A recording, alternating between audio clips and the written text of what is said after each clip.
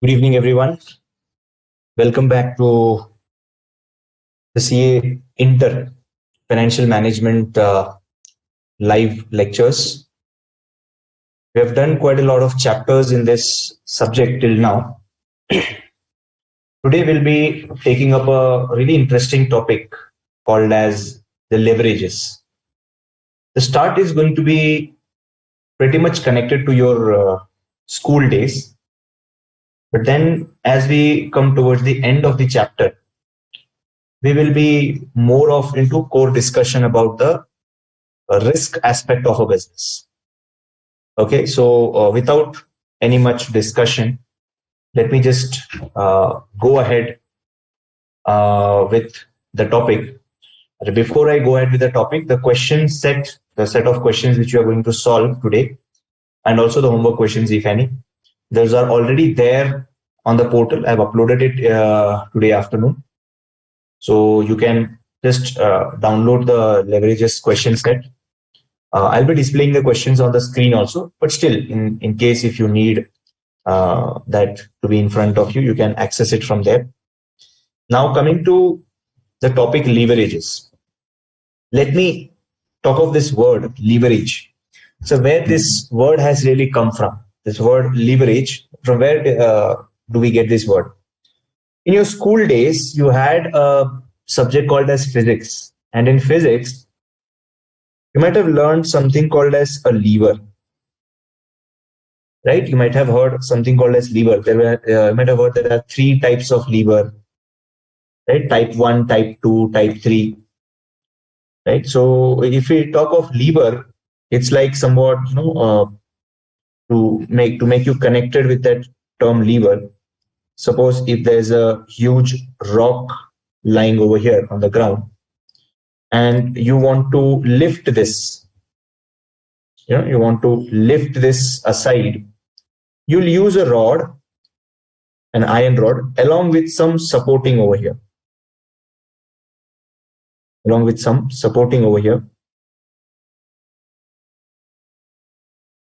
Right? So we'll use this rod on a support to remove this, huge rock from the pathway. So this used to be like in your school days, you used to say this used to be the load. This center point was the fulcrum. And here you used to place the effort. You used to push over here so that, this just gets lifted up. Right? This was one type of lever. The other type of lever which you had, with regards to a bottle opener. Right? I know my drawings are quite bad, but just try to connect it. With the bottle opener, we used to have a bottle opener like this. We used to place a pressure over here. Here there was effort, right? And this was the load to be lifted out along with some fulcrum, right? So this was another case of lever. Then we also had, in case of garden areas, we have seen the seesaw machines.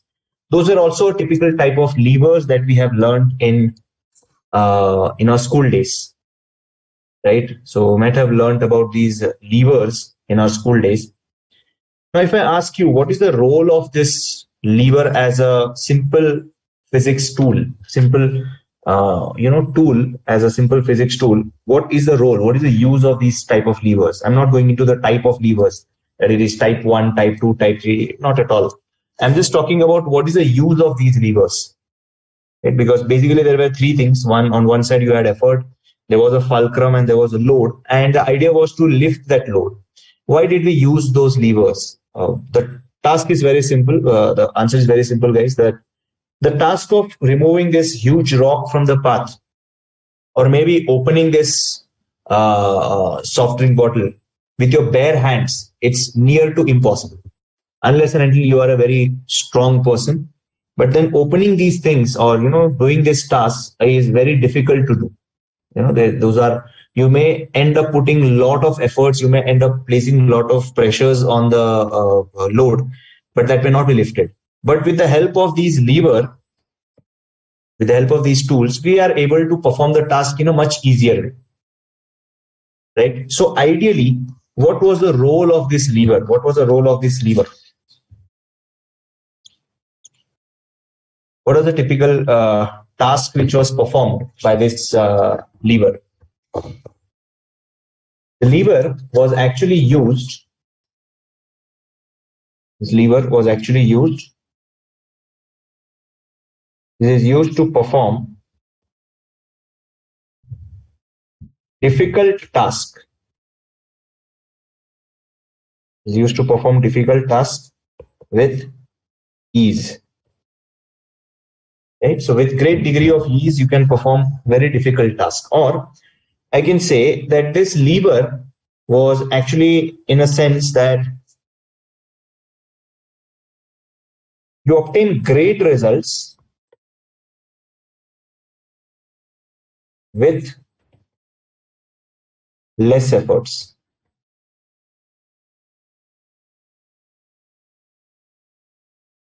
So in case of lever, what we do is we obtain great results with less efforts. Okay, so that's the main task which this lever had.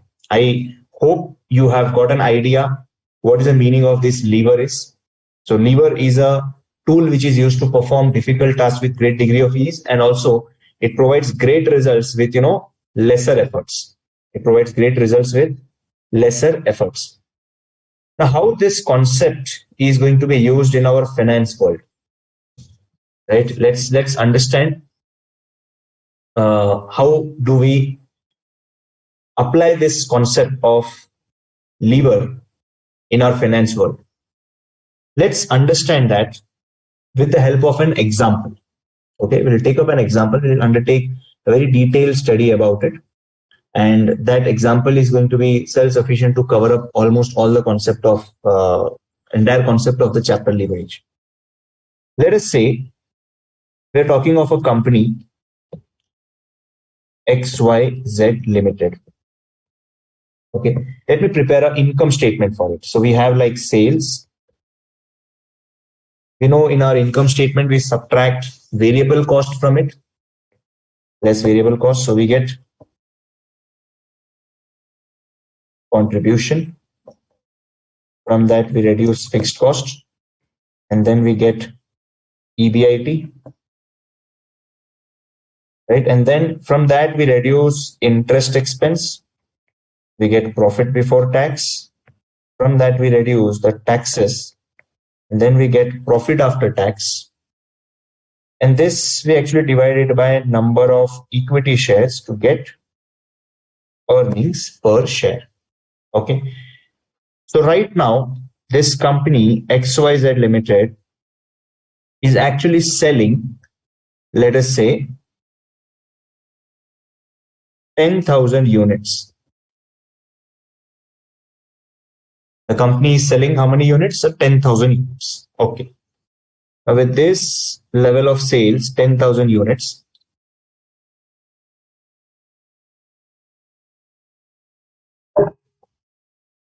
let us say the sales that we are having is to the tune of 1 lakh. From that, we reduce the variable cost, which is variable cost, which is like let us say 40,000. Right? So sale price is like, from this you can say sale price per unit is 10, and variable cost per unit is 4 rupee. So from that we subtract the variable cost. From sales we are going to subtract the variable cost, and we get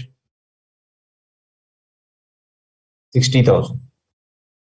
Let's say the fixed cost that we are having right now is 25,000.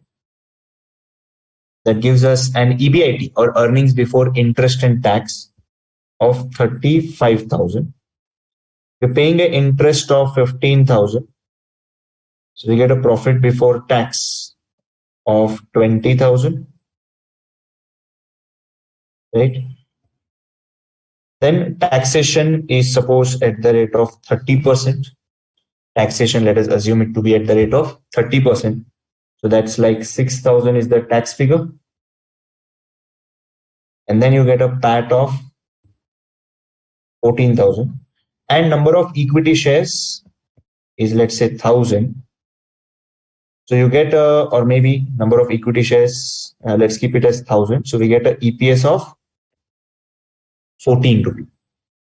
We get the EPS of 14 rupees. So that's the 10,000 units level. This is our current level of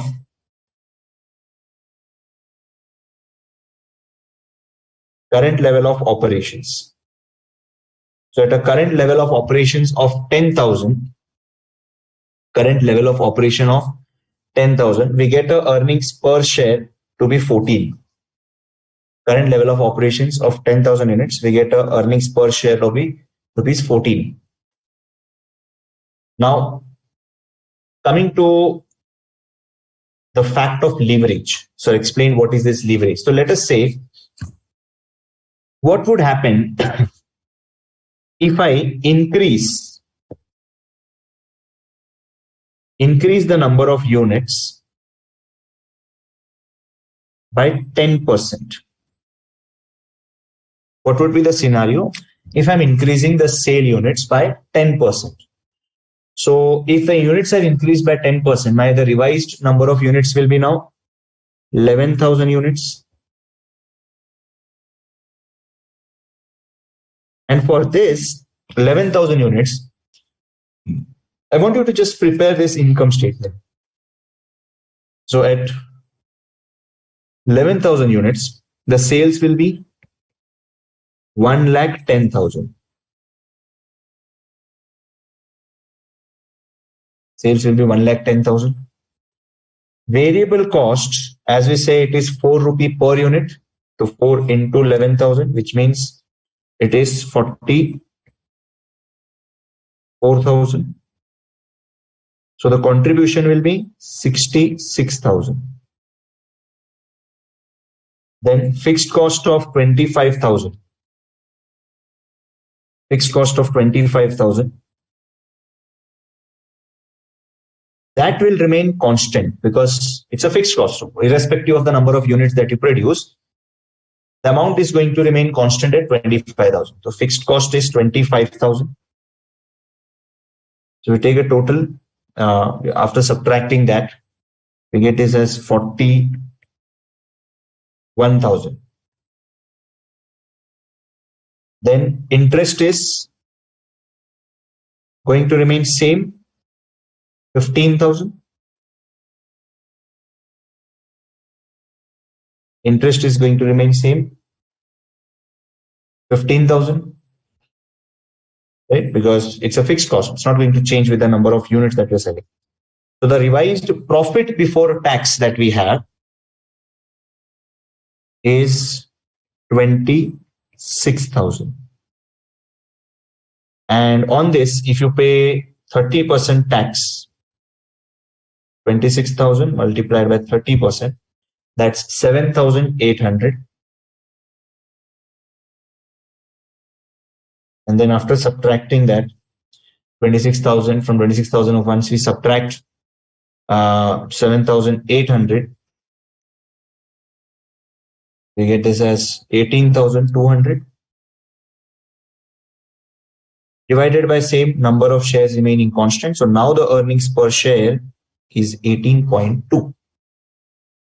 Okay, that is what we observe the income statement when we increase the sale number of units by 10%. I also want to know what will be the scenario if I decrease the number of units by 10%. So from 10,000 units, I will change it by, let's say, reducing it with 10%. So if I'm going to reduce it by 10%, the number of units is 9,000 units. So for 9,000 units, I want to know what will be my income statement. So of course, sales will be 90,000. 9,000 into 4 will be 36,000.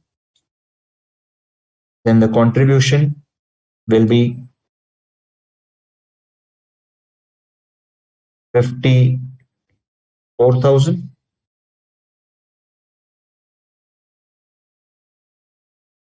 From that, we further subtract, let's say, 25,000 fixed cost.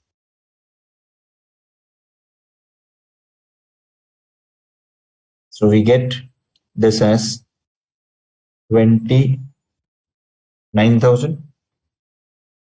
Interest is going to remain constant, 15,000. So profit before tax becomes 14,000. Tax at the rate of 30%. So if you take 14,000 multiplied by 30%, that's 4,200. That will be 9,800 is profit after tax. Number of equity shares is 1,000.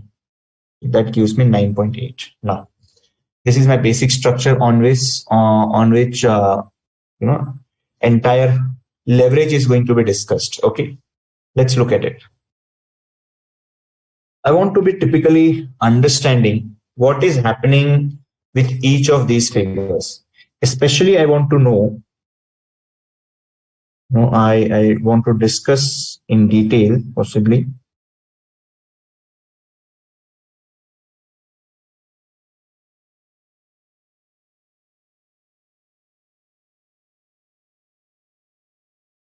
the areas which I want you to focus on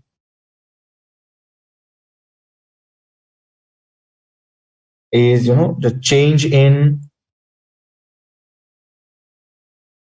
the contribution. Especially, I want to know the change in the contribution, change in the EBIT, then change in the profit after tax, and what is the change in the earnings per share. Okay, let us discuss that. What is the change in the contribution, guys? Can you see what is the change in the contribution? When my units changed by plus 10%, by what amount is my contribution changing? So that also increased by 10% only. That also increased by 10% only. What about this number? Change in EBIT. By what percentage is EBIT increasing? Sir, EBIT is increasing by 6,000, by an amount of 6,000, but then 6,000 as a percentage of 35,000. How much is it? You can say it is 17.14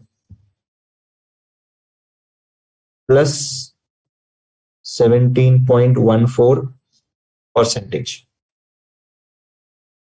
Right? So this is plus 10%, plus 10%, and this is plus 17.14 percentage. Okay, so EBIT is increasing by 17.14% when my sales has increased by 10%.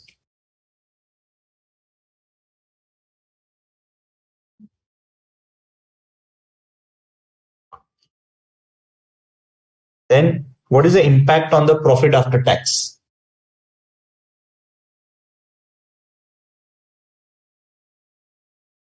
What is the impact on the profit after tax figure? So if you observe, the profit after tax increased from 14,000 to 18,200. So what is the percentage change? 18,200 minus 14,000. So there is a change here. The amount change is 4,200, but this 4,200 as a percentage of 14,000, it is like 30%. 14,000 as a percentage of 4,000, 18,200 minus 14,000. 4,200 as a percentage of 14,000, it is plus 30%.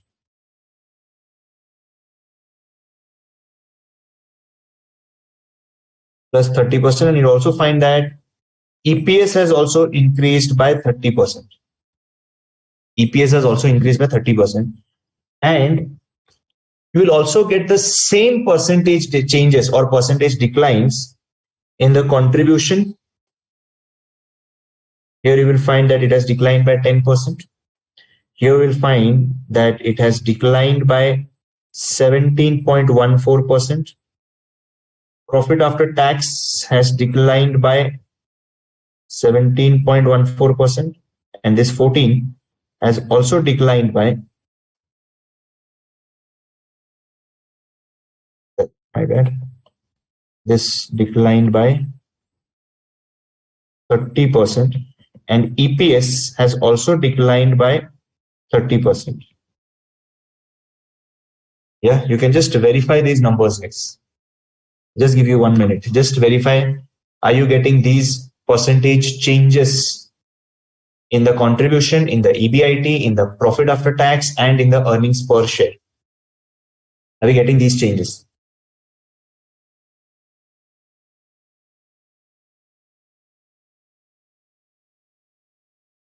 Yes, are we getting it? True? Fine.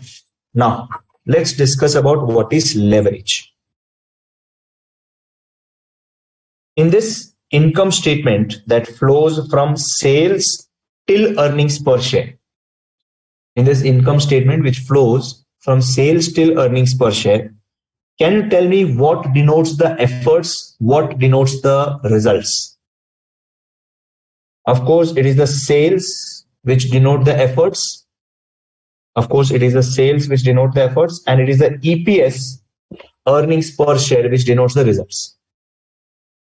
So basically, how many types of leverages do we have? We have got three types of leverages. We've got three types of leverages. Okay.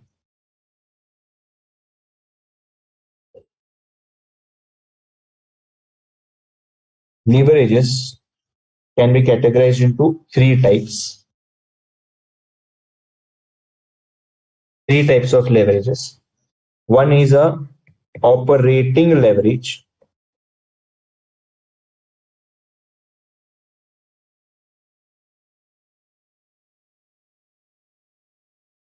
Next is a financial leverage.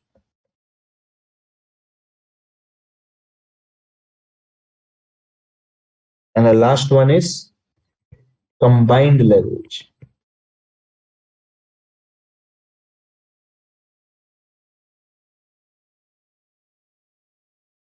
Yeah. Operating leverage, financial leverage, and combined leverage. Now, what is the operating leverage telling us? I'm not going to give you directly the formula. Let's understand what is the operating leverage telling us. It asks us by what percentage will earnings before interest and tax change? By what percentage will EBIT change for 1% change? By what percentage will EBIT change for 1% change in sales? Right? So, what is a financial leverage? See, financial leverage talks about by what percentage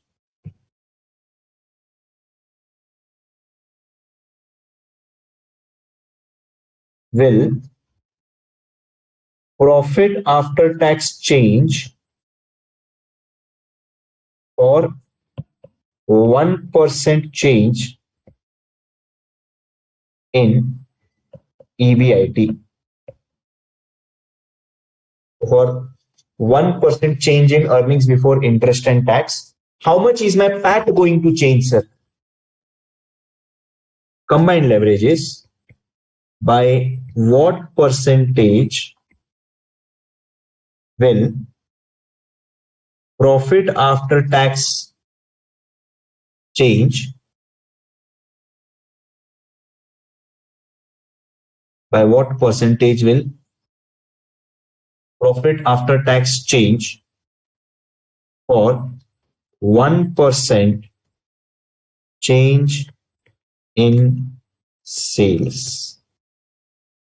Okay, so to highlight, I can say here efforts are denoted by sales. Results are denoted by efforts are denoted by sales. Results are denoted by EBIT. It means it simply talks of how much efforts you need to put in sales to change your EBIT. So the formula over here for operating leverage is percentage change in EBIT upon percentage change in sales. In the second case, which is a financial leverage, what are the efforts? In the second case, which is a financial leverage, what are the efforts? Efforts are your EBIT, because we are seeing that for 1% change in EBIT, when you're going to change your EBIT by just 1%, how much is the PAT going to change? So EBIT is your efforts, results are PAT. So financial leverage formula stands as percentage change in profit after tax upon percentage change in EBIT. Percentage change in profit after tax upon percentage change in EBIT. Then combined leverage. Here the efforts are basically your sales. Since it is a combined, it talks of the entire business. When it talks of entire business, it starts with sales and ends up to like PAT or maybe EPS also. PAT, or you can also say this is EPS. So results are PAT or EPS. So combined leverage is denoted as percentage change in PAT upon percentage change in sales. Okay, these are the three formulae. Let us apply this formula and try to interpret it in a more better way. Then we'll also talk about some shortcut formula. Now, first of all, for operating leverage, what is a percentage change in EBIT for a percentage change in sales? If you see, so EBIT is changing by 17.14 for 10% change. So this should be, the calculation should be percentage change in EBIT. It was 17.14%. Divided by percentage change in sales is 10%. So that's 1.71. 1.714. And this is always denoted as times. This is always denoted as times. So what does this 1.714 times denote? 1.714 times denote for 1% change in sales, or 1% change in sales, 1.714% change in EBIT is observed. Or you can also say it's for 1% change in efforts. If you take 1% extra efforts, you will get 1.714% extra results. Right? So we are connecting with the concept of leverage. Less efforts, more results. So 1.714 times, it indicates that for 1% change in sales, that is for 1% efforts, we will have 1.714% results. 1.714% result. Okay, so it's a leverage, right? Lesser efforts and greater results.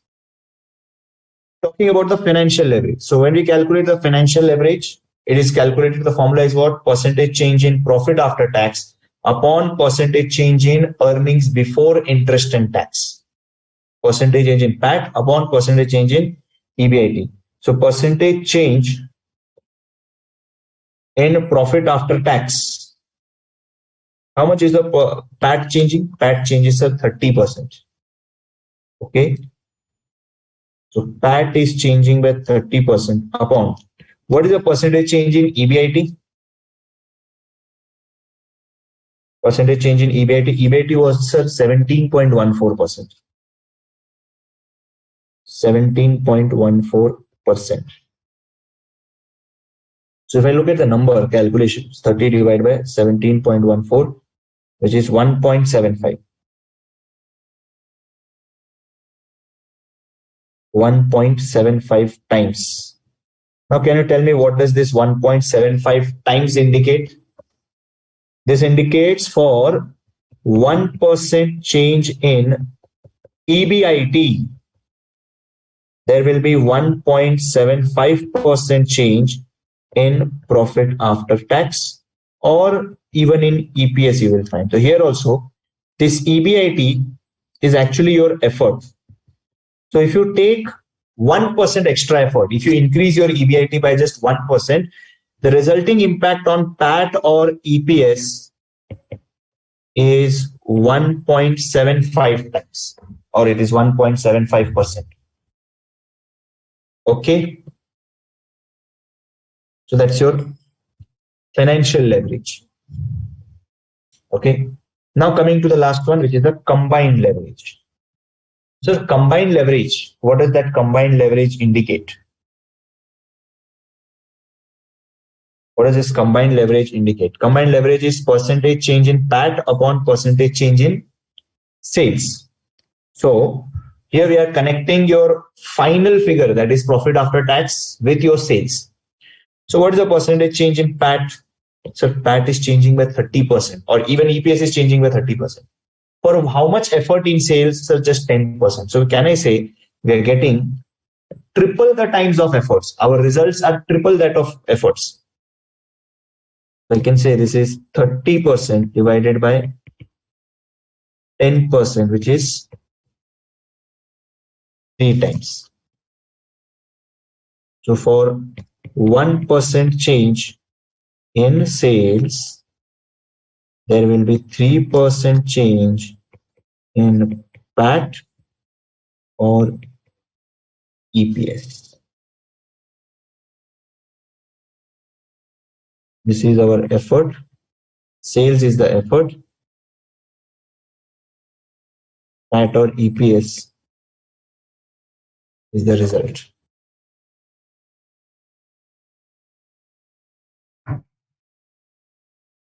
Yeah. So these are the 3 types of leverages based on the original concept or original formula, which indicates for every percentage change in one of the figures in your income statement, what will be the impact on the other figure, like impact on EBIT of sales, impact on PAT of EBIT, impact on PAT of sales, right? All 3 types. I hope we are clear with the fundamental concept of operating leverage, financial leverage, and combined leverage. These 3 formulae should be very much crystal clear in your mind. It's all about connecting the 3 things. Operating leverage connects sales with EBIT. Financial leverage connects EBIT with EPS. Combined leverage connects all of them. That is from sales till EPS. One more thing, if you can notice from here, if you take a notice from here, your financial leverage is actually going to be your combined leverage is actually going to be operating leverage multiplied by financial leverage. If you see 1.714 into 1.75, that should be 3.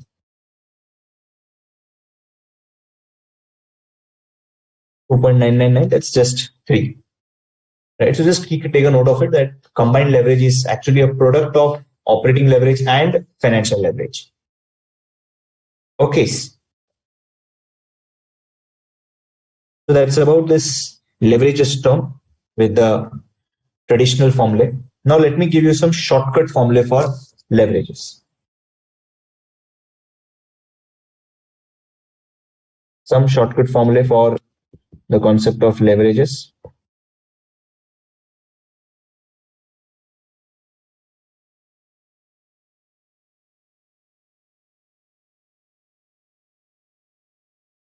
I'm just not going to give you the formula, but we will also derive it for that case. Okay. First, let us talk of operating leverage. Right. So let me derive this formula. After that, definitely you will remember this. Operating leverage. This is given as originally percentage change in EBIT upon percentage change in sales. Right. Now let me derive it. Now for that purpose,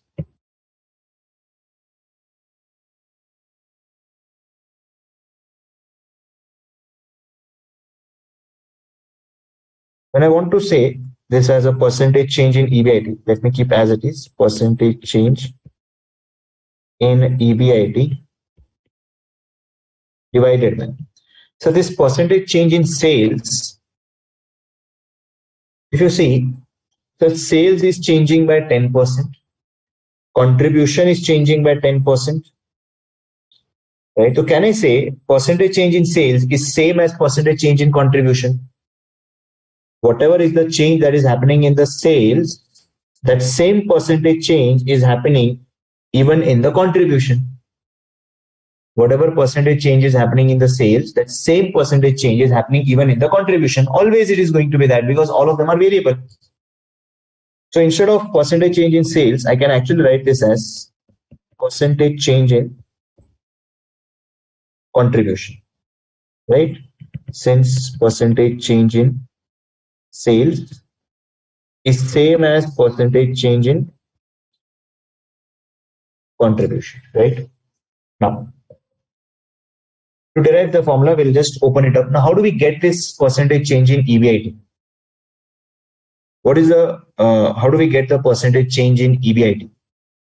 EBIT, we get it as, so the new EBIT, which are denoted as EBIT 1 minus EBIT 0 upon EBIT 0 into 100. The whole thing is further divided by contribution 1 minus contribution 0 divided by contribution 0 into 100. Then we can definitely cancel out these hundreds. And I can rewrite this as EBIT 1 minus EBIT 0 upon EBIT 0 multiplied by contribution 0 upon contribution 1 minus contribution 0. We just simplified it. Now, one more thing I want you to know is difference in EBIT and difference in contribution is one and the same. You can just say over here. Check. Difference in contribution is 6,000. Difference in EBIT is also 6,000. So amount of difference, the difference in amount is constant, but percentage wise it is different. Right? So the difference or the change between change in contribution and change in EBIT is just the same 6,000 number. So if it's just the same, over here it was like in both cases it was 6,000. So definitely, sir, we can cancel the numerator and the denominator, and we are left with contribution upon EBIT as the formula. This is our operating leverage shortcut formula. Operating leverage shortcut formula is what? EBIT upon contribution. That is what we have derived it. I'm not going to derive other formulae because those are implied now. Financial leverage, the shortcut formula is EBIT upon profit before tax. Financial leverage is EBIT upon profit before tax. Combined leverage is contribution upon profit before tax. These three are the shortcut formula for the leverages. Shortcut formula for operating leverage, shortcut formula for financial leverage, and the shortcut formula for the combined leverage. So operating leverage, it is contribution upon EBIT. Financial leverage, it is EBIT upon PBT. And combined leverage, it is contribution upon PBT. Okay. Now the question for you is leverage good? Is leverage good?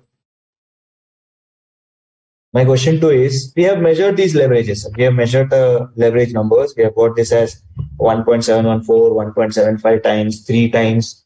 So all these numbers, when we have the number greater than 1, definitely there is a leverage. So my question is having these type of leverage in our books of accounts good or bad? Having this type of leverage in our books of accounts, in our financial statements, is it good or bad? Is it good or bad? Having a leverage number, is it good or bad?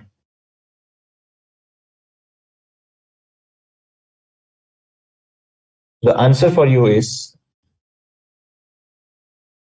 yes as well as no.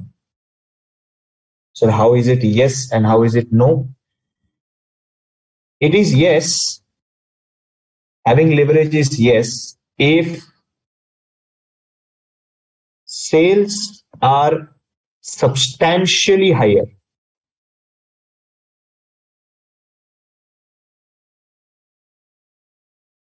If sales are substantially higher, then it is good.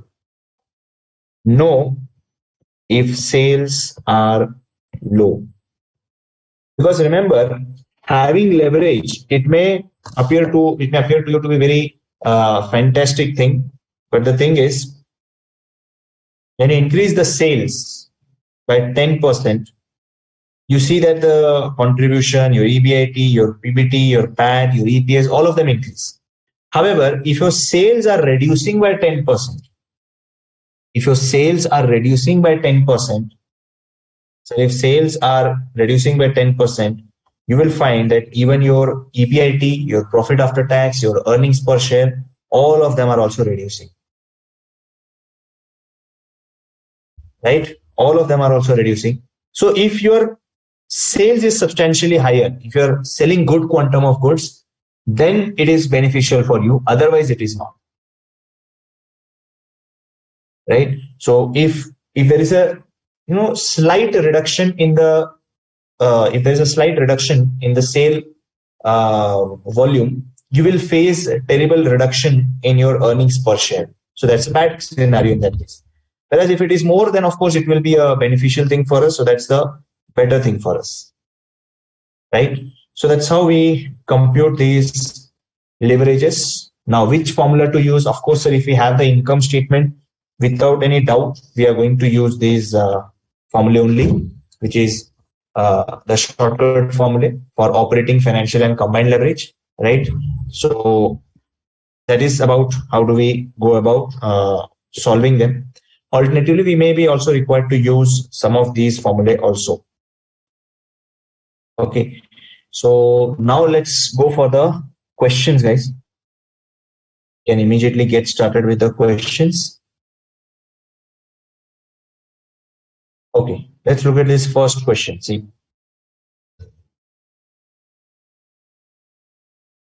question number 1. Find out the operating leverage from the following data. They have given us sales to be 50,000. From that, we reduce the variable cost. Variable cost is how much? At the rate of 60%. Variable cost is at the rate of 60%. So that's like 30,000. And you get a contribution to be 20,000.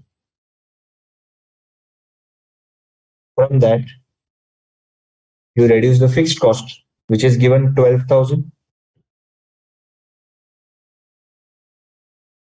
So we get earnings before interest and tax to be 18,000.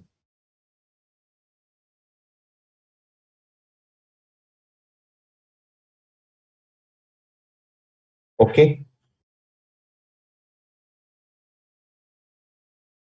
So from this data, I have to get the operating leverage. It's pretty simple, guys.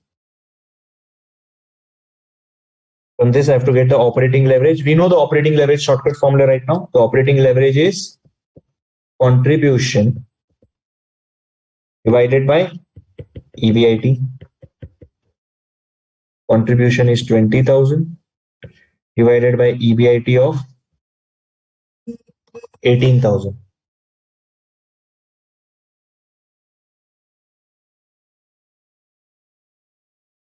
Sorry, this is 8,000. 20,000 divided by 8,000. That gives us the leverage number to be 2.5 times. Okay, that was the first part. Then the second part is compute the financial leverage from the following data. Okay, this was the A part.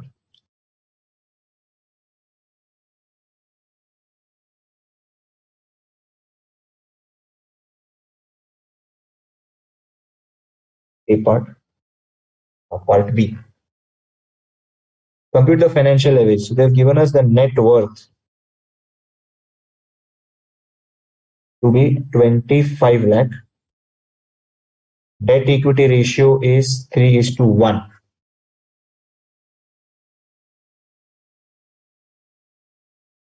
Debt equity ratio is 3:1. Now, based on this debt equity ratio, I can get the amount of debt. Debt will be 25 lakh into 3/1 because debt to equity was 3:1. So 25 lakh divided by 1 into 3, which is 75 lakh.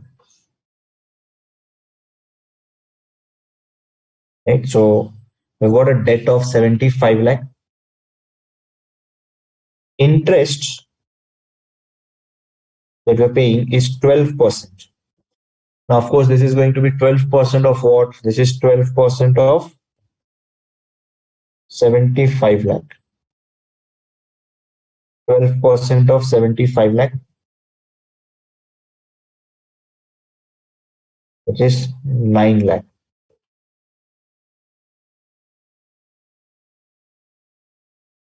12% of 75 lakh, which is 9 lakh.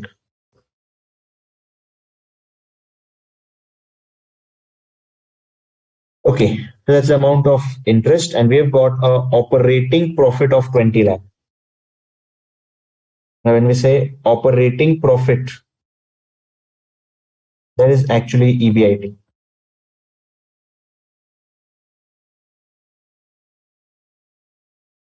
Operating profit is EBIT, which is given to be 20 lakh. So from that 20 lakh, we reduce the interest of 9 lakh, we get a profit before tax of 11 lakh. So from this, I can say financial leverage. The financial leverage is given as what? EBIT formula, earnings before interest and tax, divided by profit before tax, which is 20 lakh divided by 11 lakh,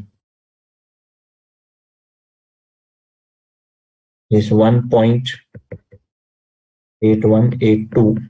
That's the financial leverage for part B of question.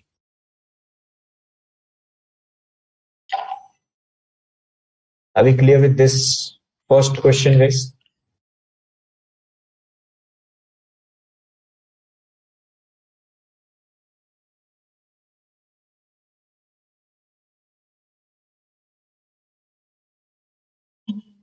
Are we clear with this first question? Both the sub questions, it was straight application of the leverage formula.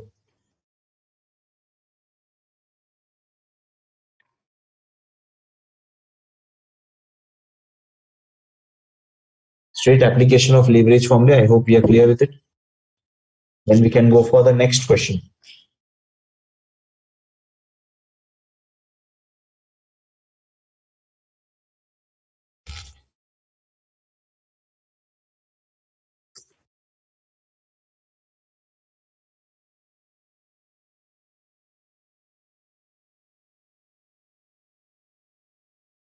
Yep, you're good.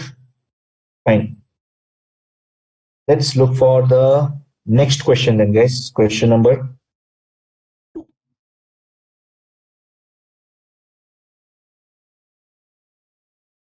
Second question. See.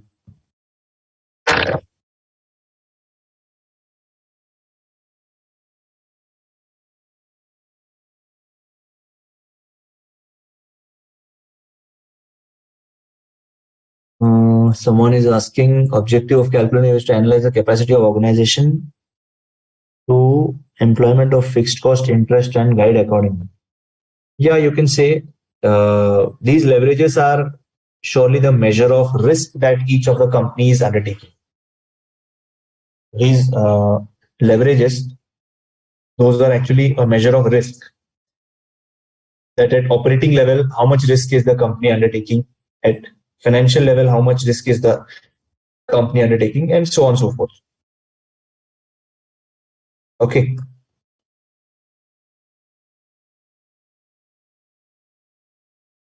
Let's look at question number 2 now. Following details of RST Limited for the year ended 31st March 2006 are given below. Operating leverage.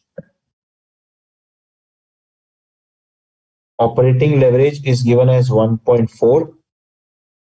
Combined leverage is 2.8. Okay. Sales is given to us. Now, of course, sir, if operating leverage is 1.4, combined leverage is 2.8, we already know the formula that combined leverage is what? Operating leverage multiplied by financial leverage. So combined leverage is 2.8, operating leverage is 1.8, 1.4. Definitely we will get the finance leverage as what? Finance leverage is 2. Right? So that's the first part of the question. First part of the question was calculate the financial leverage. Then the next part is calculate the PV ratio and the earnings per share. We need to prepare the income statement. Let's go for that portion.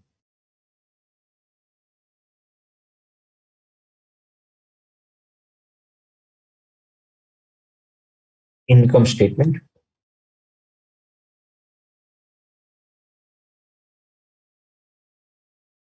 Okay, income statement. The question has given us that there's a sale figure of 30 lakh. Sales is of 30 lakh. Sales is of 30 lakh. From that, we know we subtract the variable cost. Then we get the contribution. From that, we subtract the fixed cost. Then we get earnings before interest and tax. From that, we reduce the interest. Then we get profit before tax. From that, we reduce the taxes to get profit after tax. Okay, then divide this by number of equity shares to get earnings per share. Okay, so now sales is given 30 lakhs. Then we have 12% debentures of this amount. Interest is of this amount, 2.04 lakhs. So let us, fixed cost is of 2.04 lakhs. Let me just enter those values. Fixed cost is 2 lakh 4,000. And then we have interest. Interest should be also like 21.25 lakh multiplied by 12%. 21.25 lakhs multiplied by 12%. 21 lakh 25,000 into 12%.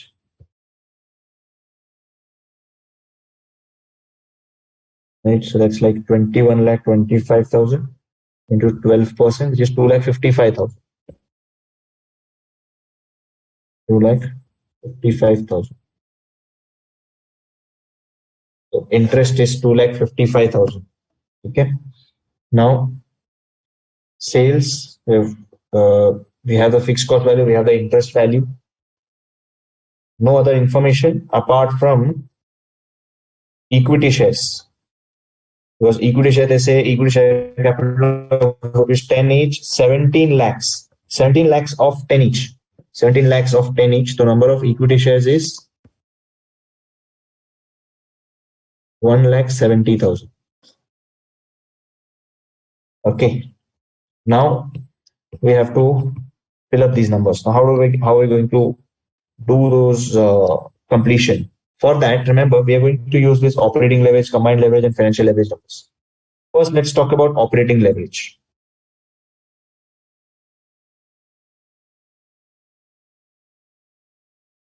Operating leverage number.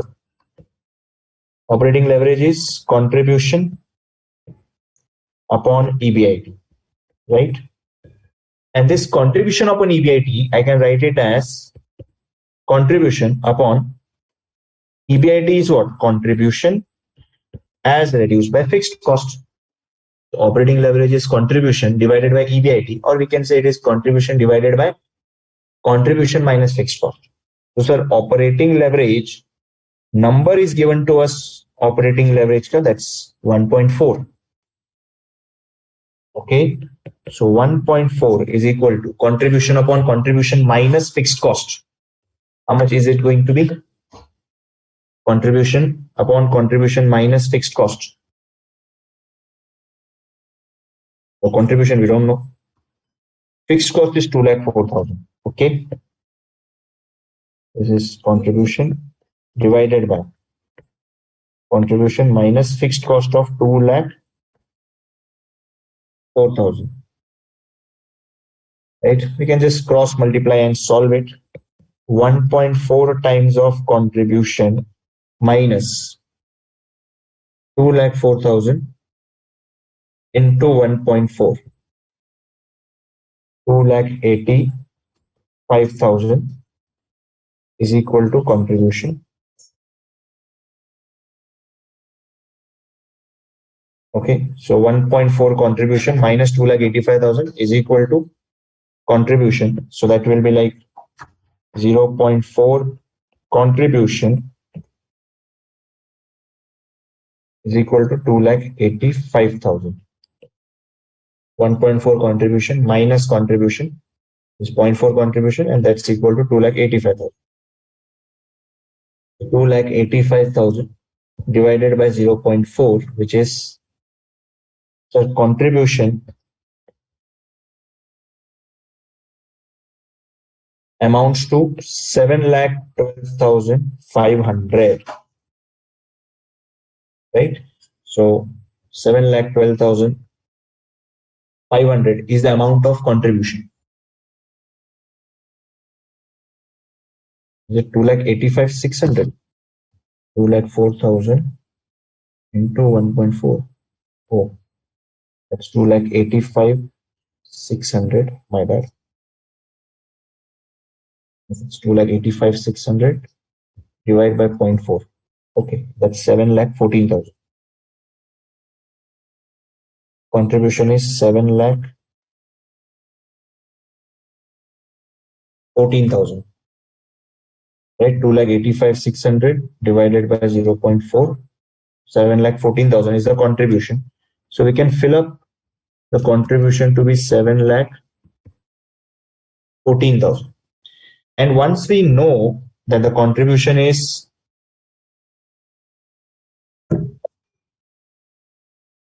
7,14,000, once we know that the contribution is 7,14,000, I can definitely get the variable cost.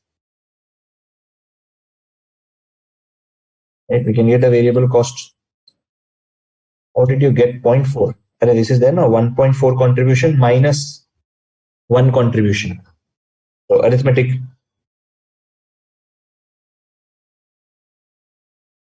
So once we know that contribution is this, of course, the variable cost will be 30 lakh minus 7.14 lakhs. So minus 30 lakh, 22,86,000. 22,86,000 is the variable cost. Then 7,14,000, from that you subtract 2,04,000. So that is 5,10,000.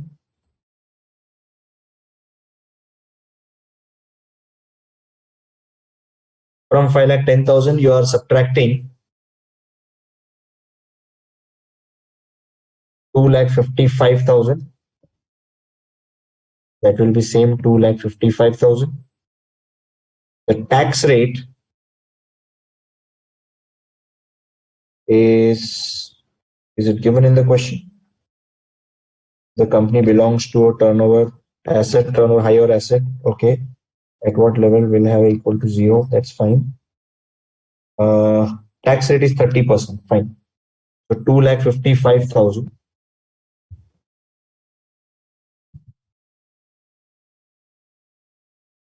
30% is 76,500. 2,55,000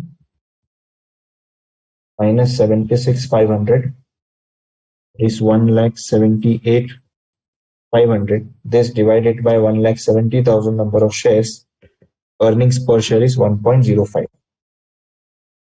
Let me just look at the 2,85,600. कहाँ से आया? It will be this na, contribution multiplied by 1.4. This multiplied by this, that's the number over here. 1.4 times of contribution minus 1.4 times of 2,04,000. That's 2,85,600, and contribution is 7,14,000.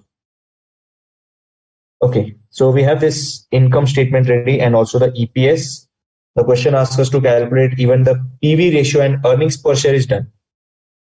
Earnings per share is done. We have to get now the PV ratio. So the PV ratio computation is also simple.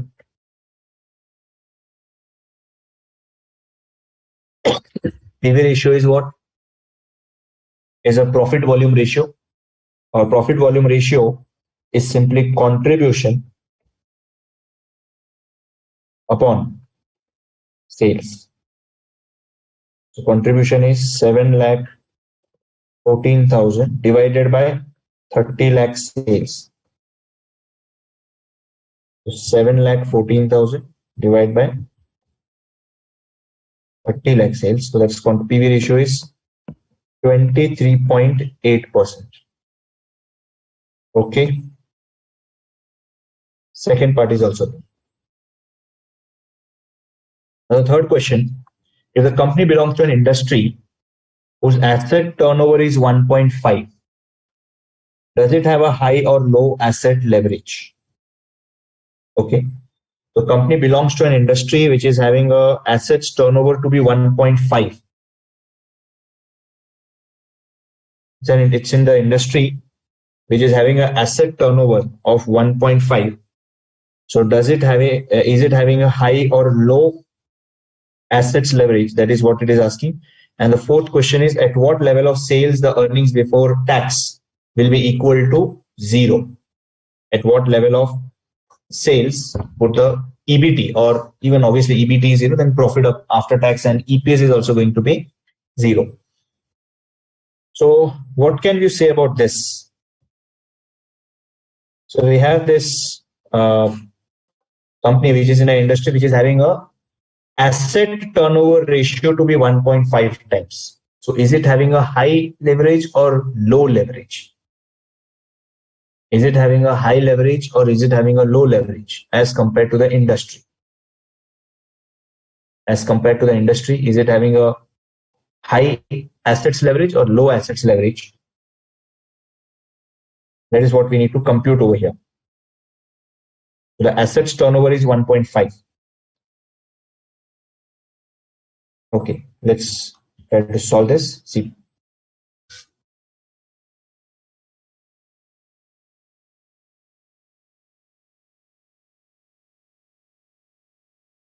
Industry asset turnover, they say,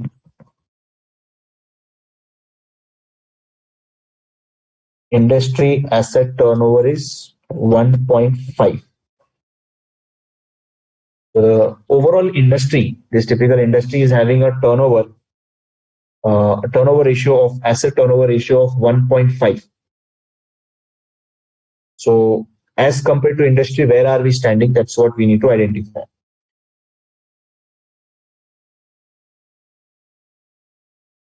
Industry asset turnover is 1.5. How do I compute the asset turnover of my own company? We know asset turnover formula. Asset turnover formula is sales upon assets, right? So in our question, we have been given that the sales is 30 lakhs. Okay, perfect. Sales is 30 lakh. What about assets? What about assets? Now remember, over here, our assumption is that we are talking of net assets because there's no current liability given to us. So whatever figure, whatever asset we'll be writing, that will be net assets. So this assets, ideally, the entire asset value should be same as its liabilities. And as we say, the liability, as we say, the liability, that's actually going to be debt plus equity, and that debt and equity we have like net worth and the debt part. So the net worth, you can say equity plus the debt, which is like 25 lakh plus 75 lakh. 3:1, right? This translates to 30 lakh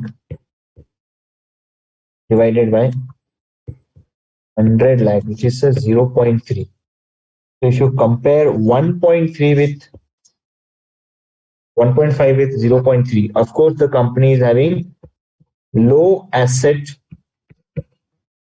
turnover, or you can also say it is having low asset leverage. We're just comparing the turnover ratios, the industry turnover ratio and the company asset turnover ratio. The industry turnover ratio is 1.5, company is having a turnover ratio of 0.3. So it means industry is far much better than what the company is doing. That indicates that the company is having low asset turnover ratio or low asset leverage ratio as compared to the industry. At what level of sales the EBT of the company will be equal to zero? So now to make the EBT of the company to be zero, I need to draw down certain things.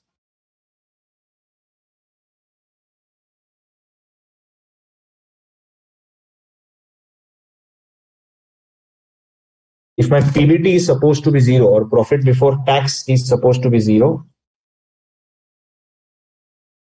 if profit before tax is supposed to be zero, what should be the sales figure? That is what we are asking for. That is what the question is asking for. So sales is what we want to know for a PBT of zero. Now for a PBT of zero, of course, we need to earn a interest of 2,55,000. If EBIT is 2,55,000, from that we reduce the interest of 2,55,000 and get a profit before tax. Then fixed cost is 2,04,000, which is remain as it is. So I need to have a contribution of 4,59,000. And then if it is 4,59,000, we know the PV ratio is 23.8. So for PV ratio, if this is 100, contribution is 23.8. We can just cross multiply and get this sales figure. 4,59,000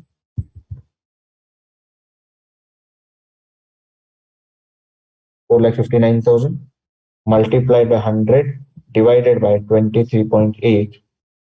So the sales should be 19,28,571. Because sales is 19,28,571, we will end up reaching a profit before tax value of zero. And what this term is called, as we already learned about it in our capital structure, this is financial break-even point. This is financial break-even point. Okay, industry turnover ratio. Okay, so this 1.5 times, it actually means sales are 1.5 times of assets. The other companies in our industry, other companies in a similar business, are actually having a sale value which is 1.5 times of the asset that they have got. Whereas in our case, when we calculate the asset turnover ratio, because for assets we can take that same to be equal to liabilities, we get this to be 0.3. So asset turnover ratio is 0.3. There is a low asset turnover, or I can say low asset leverage, because industry, other companies are having sales which is 1.5 times of the assets. We are having 0.3 times of our assets. So sales is comparatively lower, and therefore we are having a low asset leverage. Okay, so with that we are done with question number 2. Right, guys?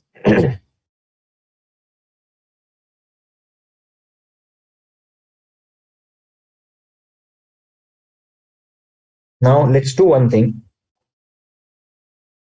I'll start with question 3. Okay, I'll start with question 3. I'll do company A. Then you try to solve for company B and C on a similar lines. Okay, so question 3 is only up till this stage. 4th is a separate question. This one, 4th is a separate question altogether. Okay. Okay. How calculate 4,50,000? Where is 4,50,000? 4,59,000. Reverse calculation. You need a EBIT of 2,55,000. Fixed cost has to be borne this much. So of course, reverse calculation 4,59,000.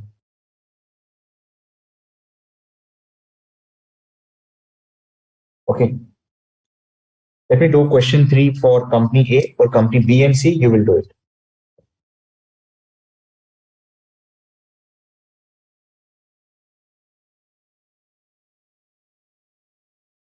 Question number 3 for company A.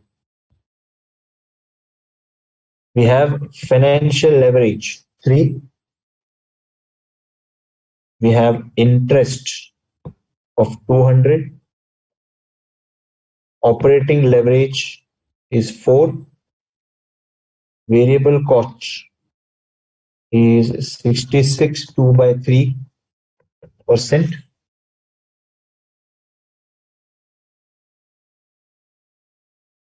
And income tax rate is 45%. So what do we do we need to do over here? We have to prepare the income statement of, it's not XYZ, it's actually A, B, and C. Briefly comment on each company's performance. Fine. We have to prepare the income statement, right? So income statement means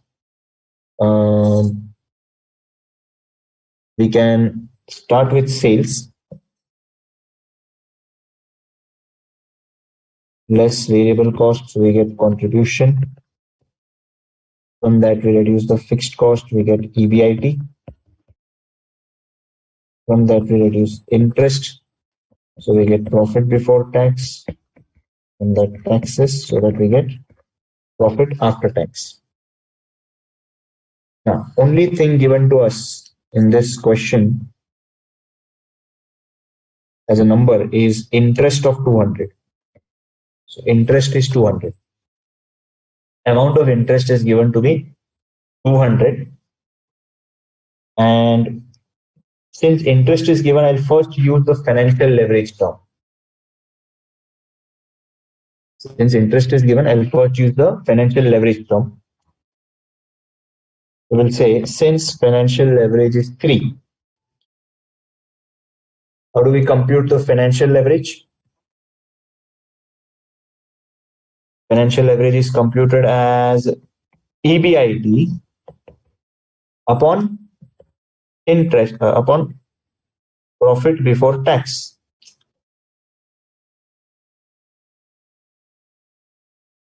EBIT upon profit before tax is 3.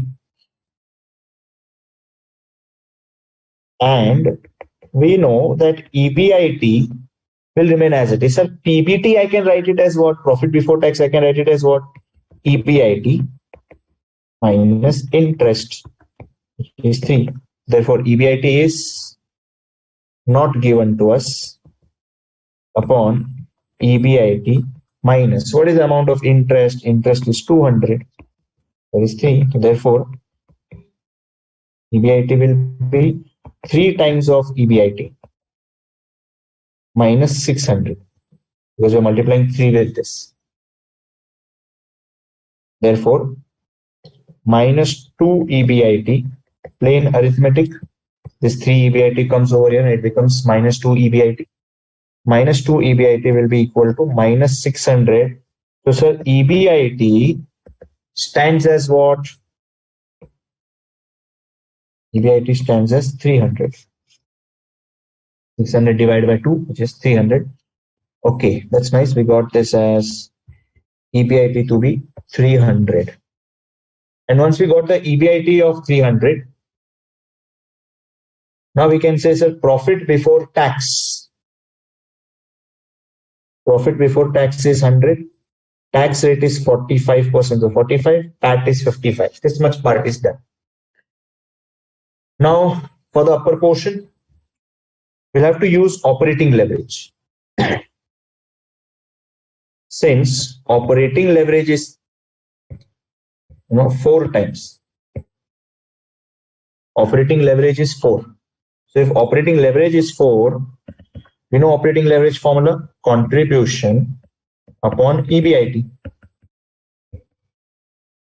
Operating leverage formula is what? Contribution upon EBIT, which is 4. So, sir, contribution form will remain as it is. And we know EBIT is obtained as what? Contribution minus fixed cost is 4. Okay. But the thing over here is, so we actually don't need this. We already got the EBIT value of 300, right? So place it 300. So that is 300.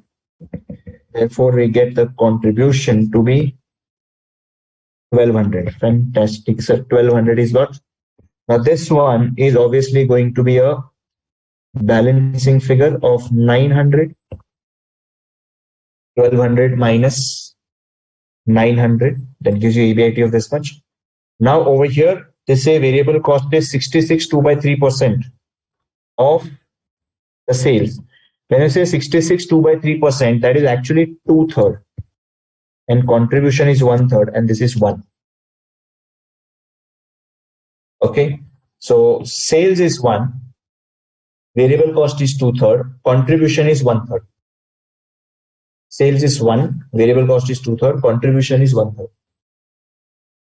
So if this is 1/3, what will be the sales value? You can just do the cross multiplication, right? So the cross multiplication will be 1200 into 3, which is 3600. Cross multiplication. So sales will be 3 times of 1200, which is 3600, and variable cost is 2000. Okay. So you can do the cross multiplication, get the sales value. That's how we completed this part for question 3, part A. Okay. Now in same question, we have got part B and C also, which I want you to try. So right now what we'll do is we'll take a break of 10 minutes. In that break, you can take a break of 5 minutes, and the remaining 5 minutes you can try solving question B and C. That is vocabulary B and C of question number 3. Okay, let's take a break now, guys. We'll be back after 10 minutes.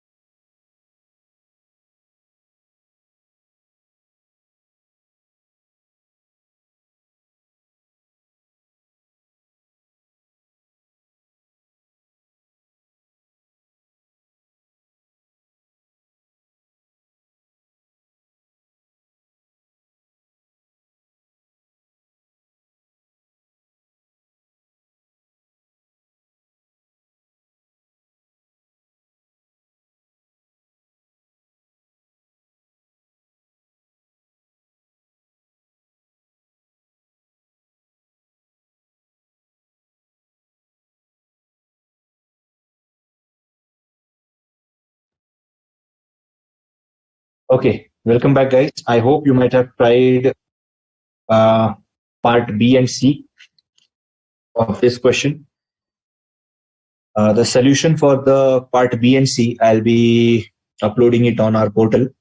So the method to solve part B and C is similar to that of A. Nothing, innovative or any rocket science involved in B and C. You can discuss. You can just look at those solutions that will be uploading on the portal. So right now, let's go for the next question, guys. So the next question is question number 4.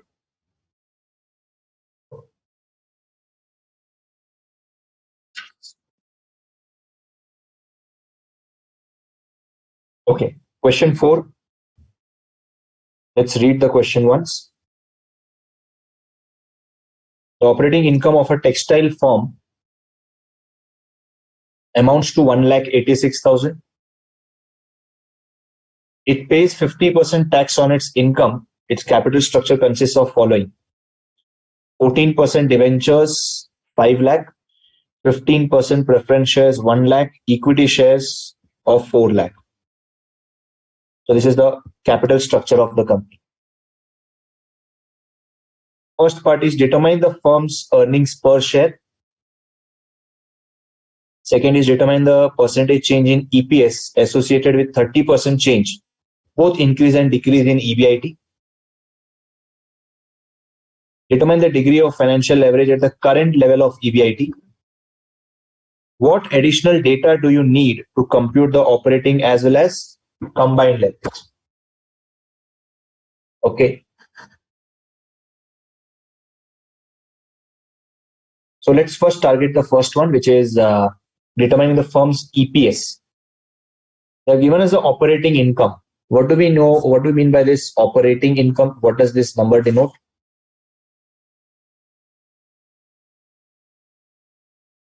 What does this number denote? Operating income. We have just discussed in one of the previous question.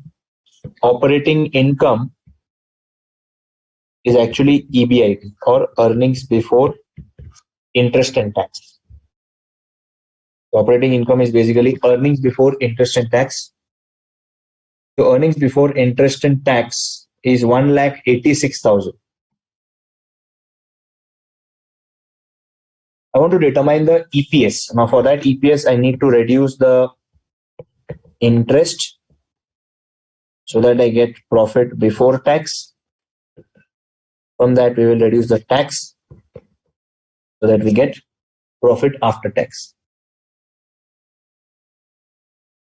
So EBIT of 1,86,000. From that, we need to reduce the interest. Now, what is the interest amount, sir? Interest amount is 14% debentures. So on 5 lakh, you are paying 14%. That's the amount of interest. So 5 lakh multiplied by 14%.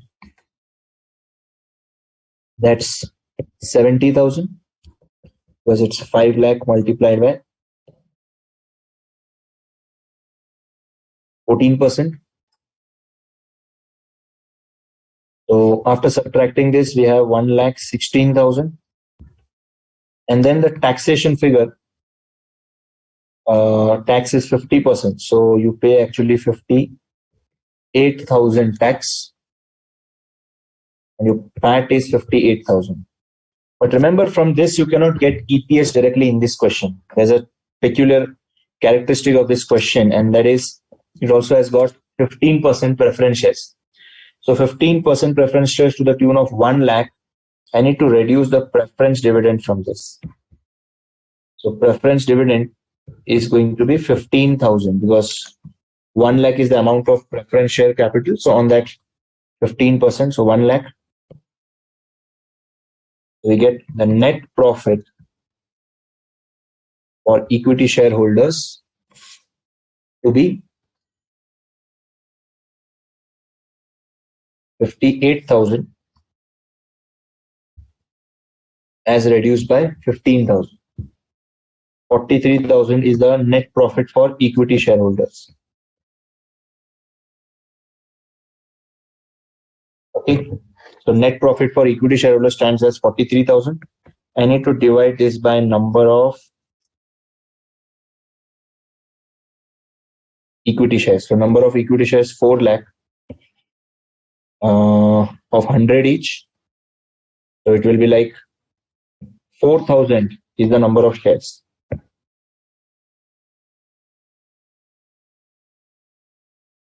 4,000 is the number of shares. So dividing net profit for equity shares by 4,000, can say 43,000 divided by 4,000, we get a EPS of 10.75. Okay. The first part is done. We have determined what is the firm's EPS. Now the second part is determine the percentage change in EPS associated with 30% change, both increase and decrease in EBIT. So we want to know what will be the percentage change in EPS when there is a 30% change in EBIT. So let's do one thing. We add 30% in one case and we reduce 30% in another case. And let's see what is the impact on the earnings per share. So 1,86,000, you increase it by 30%. So multiply it by 1.3, 2,41,800. Interest amount of 70,000 will remain as it is. You get a profit before tax of 1,71,800. From that, taxation figure is anyways 50%. So 85,900 is the tax paid, and the profit after tax is 85,900. You're still paying a preference dividend of 15,000. So net profit left for equity shareholders is 70,900 divided by the number of shares of 4,000. So minus 15,000, 70,900 divided by 4,000. So our EPS is 17.725. EPS is 17.725. Okay, EPS is 17.725 when you are increasing your EBIT by 30%. So what would happen if we reduce our EBIT by 30%? Of course, the revised EBIT will be 1,86,000 into 0.7, which is 1,30,200. 1,30,200. Interest payment still remains 70,000. So you get profit before tax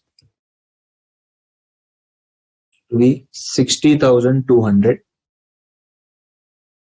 and tax will be like 30,100. So you're left with PAT of 30,100.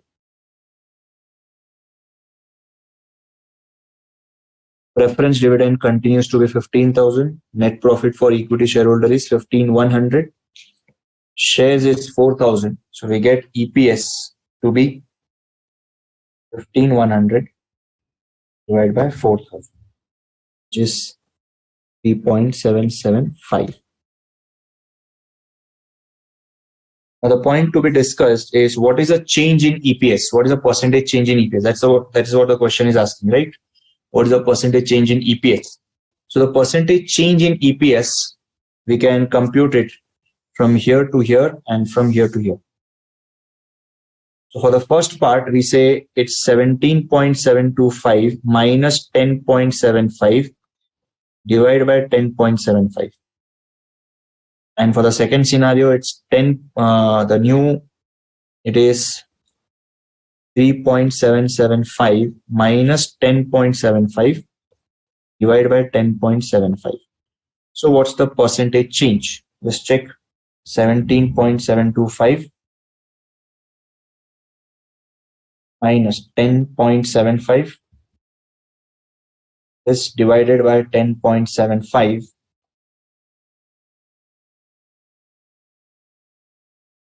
So the percentage change is multiplied by 100, that's like 64.88%.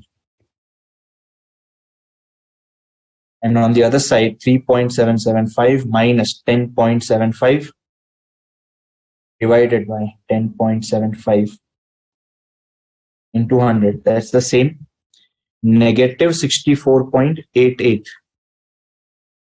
Negative 64.88%. Right? Now, based on this, we have got one thing over here. What is the degree of financial leverage at current level of EBIT? Financial leverage, remember over here, the formula is going to be different. The formula is not going to be same as the earlier question. Can you tell me guys why? Why can't I apply the formula over here simply of EBIT upon PBT, or for that matter, why can't I use the formula percentage change in PAT upon percentage change in EBIT? I'm telling you upfront that I cannot apply this formula in this question.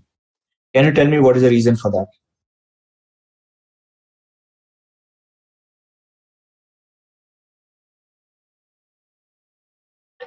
Can you tell me guys why? Why can't I apply this formula? Percentage change in PAT upon percentage change in EBIT, or for that matter, EBIT upon PBT? It's for just one reason, just for one simple reason, and that is we have got preference dividend in our statement over here. Since we have preference dividend over here, this formula is going to be a bit different. And the thing is, we're not going to have this as change in PAT. Instead, we are going to have percentage change in net profit for equity shareholders divided by percentage change in EBIT. So what is the percentage change in net profit for equity shareholders? You can see that, or you can just say,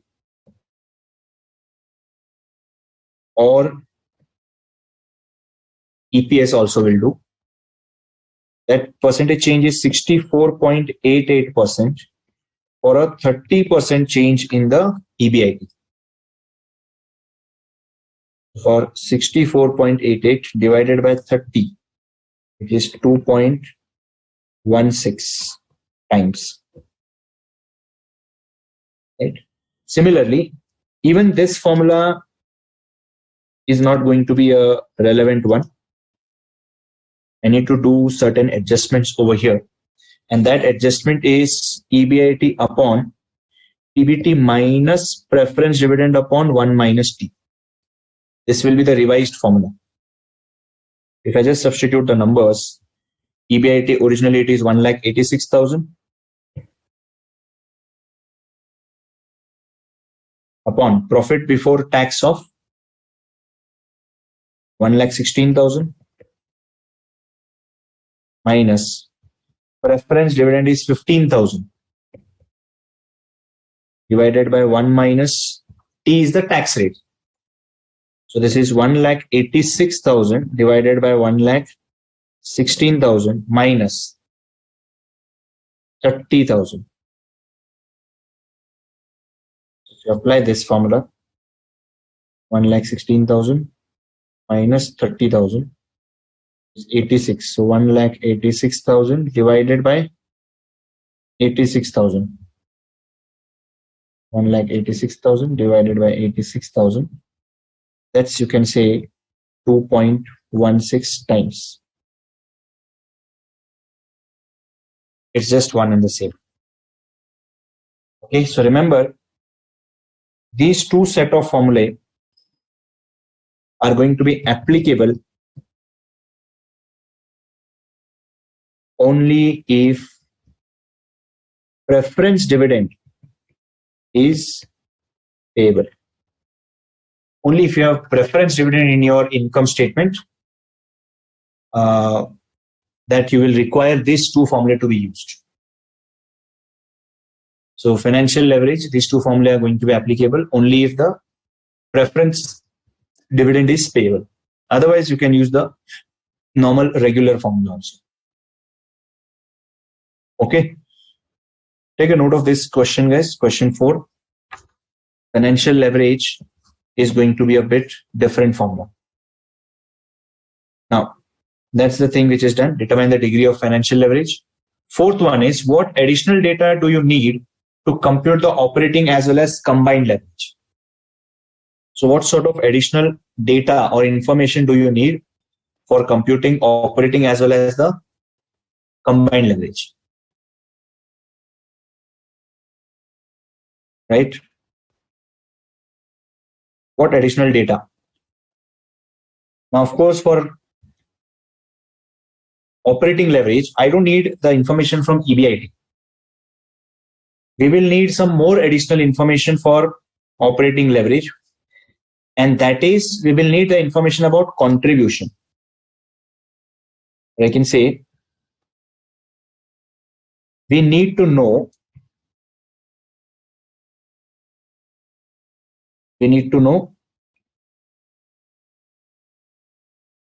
contribution,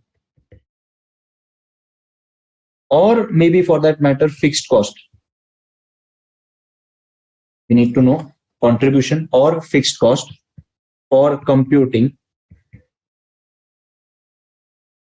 We need to know contribution or fixed cost for computing operating leverage. Right? Either contribution or fixed cost. Even if you tell me the fixed cost value, I can just say that this is fixed cost and contributions. You can do the reverse calculation, get the contribution for that. Okay, so that is this typical question. Now, what are the queries? Why have we made adjustment for preference dividend in this question? Because this question involves preference dividend. In all the previous question, there was no preference dividend involvement. In this question, there is a preference dividend payable. So that is taken into account while we are computing the leverages number. Okay, fine. So that is about this question number 4. Okay. Now, can we use financial leverage in part 2? In part 2, yes, you can use financial leverage, but then you'll have to use the new formula for financial leverage. That is the considering the preference dividend part.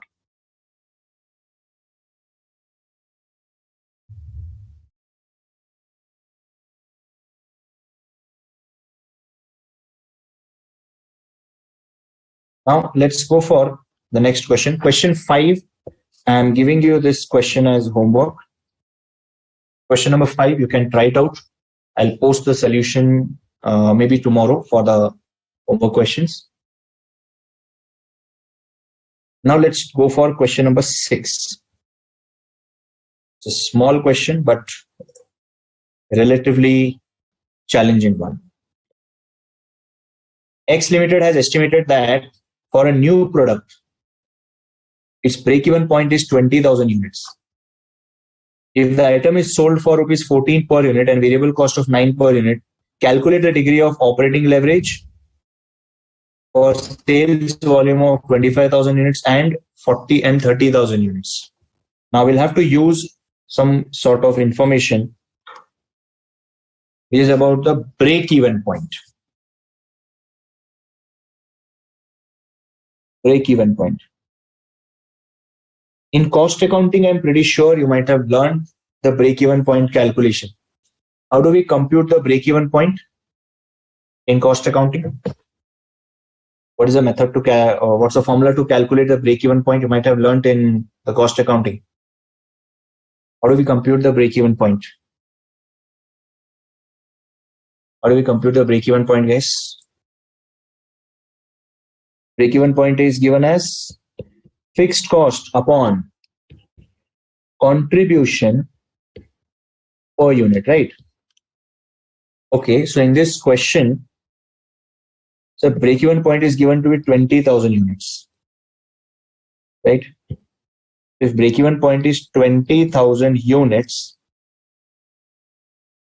then this is fixed cost divided by, so we don't know what is the fixed cost. But do we know the contribution per unit? Yes, we can compute it because it's 14 per unit is the sale price and 9 per unit is a variable cost. So 14 minus 9. So fixed cost is actually 20,000 into 5. So fixed cost is 1 lakh. Okay. We got this fixed cost to be 1 lakh. Fine. Now we have to compute the degree of operating leverage for sales volume of 25,000 units and 30,000 units. Fine. So units is equal to, if we take this as 25,000 and 30,000. Units is 25,000 and the units over here is 30,000. 25,000 and 30,000. So we got the sales less variable cost. We get the contribution. From that, we reduce the fixed cost to obtain EBIT. Now, sales volume, since we know that each unit is being sold for 14 per unit, so 14 into 25,000, which is 3,50,000, which is 14 per unit. Variable cost is 9 per unit. So 25,000 into 9, which is 2,25,000. We had a contribution figure of 1,25,000. And then from that, the fixed cost is 1 lakh, which is subtracted. We get a EBIT of 25,000. Then at 30,000 level of sales into 14, 30,000 into 14, which is 4,20,000. Variable cost is 9 into 30, which is 2,70,000 divided by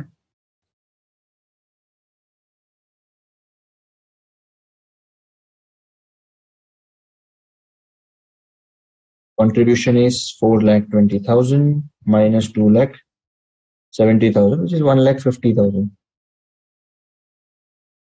Fixed cost of 1 lakh upon a EBIT of 15,000. Okay. Now operating leverage over here, it will be contribution upon EBIT, which is 5 times over here. And when the units are 30,000, then the operating leverage is 1,50,000 divided by EBIT of 50,000, which is 3 times. Right? Rakesh is asking why 14 minus 9. 14 is the sale price, 9 is the variable cost. So when you want contribution per unit, we say it as sales minus variable cost. Okay, so we got the two operating leverages at 25,000 units of sales and at 30,000 units of sales. So what can you say, sir? Operating leverage, can I say, will reduce with increase in sales volume. I can say as your sales volume increase, the risk that your company is facing, it will start reducing. The risk faced by the company is going to fall because as the sales increases, you are in a more comfortable position to bear your fixed costs. Earlier, you were having like 1,25,000 contribution and the fixed cost to be paid is 1 lakh. Whereas over here, you have 1,50,000 contribution, whereas the fixed cost to be paid is 1 lakh, remaining same. So of course, the capability to bear the fixed cost is higher when you have a higher level of sales. and that indicates the lower level of risk, which is lesser operating leverage. So as the sales increases, your ability to bear the risk increases, and therefore operating leverage will be a lower number. Not only operating leverage, even your financial leverage is going to be a lower number.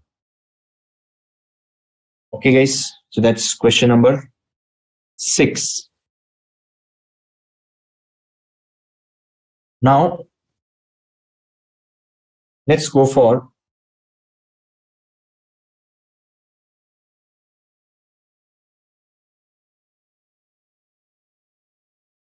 question number 7.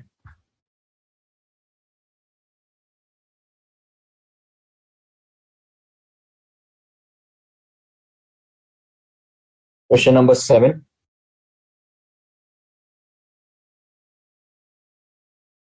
A firm has sales of 75 lakh. Variable cost is 56%.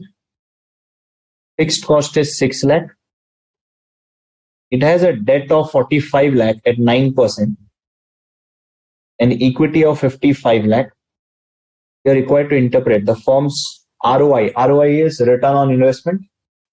We have to state whether it has a favorable financial leverage. Then we'll see what all other things are to be taken into account.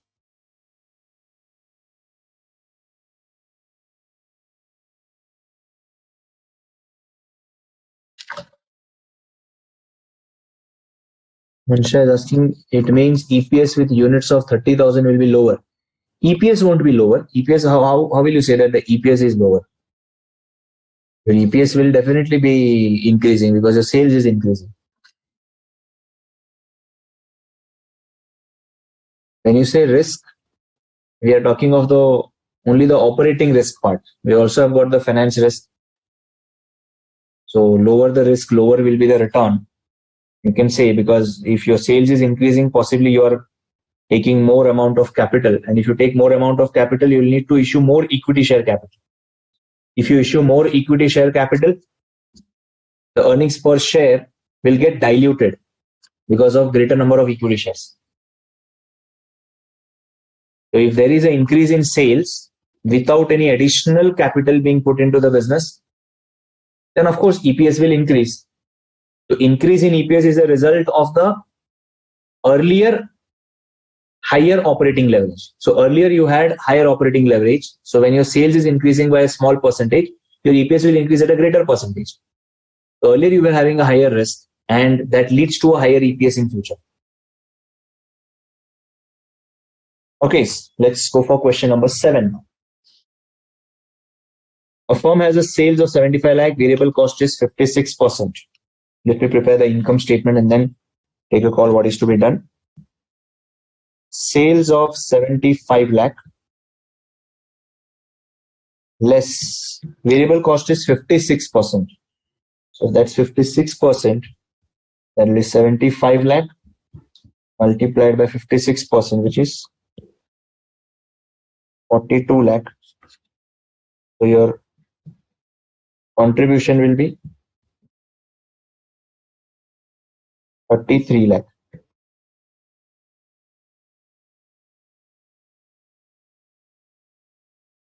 Contribution is 33 lakh. Fixed cost is of 6 lakh less fixed cost of 6 lakh. That gives you a profit before tax. No, sir, not profit before tax. It is EBIT, earnings before interest and tax, of 27 lakh. Earnings before interest and tax of 27 lakhs. From that, we reduce the interest. Do you have an interest to be paid? Yes, sir. Debt of 45 lakh at 9%. So 45 lakh into 9%, which is 4 lakh 5,000.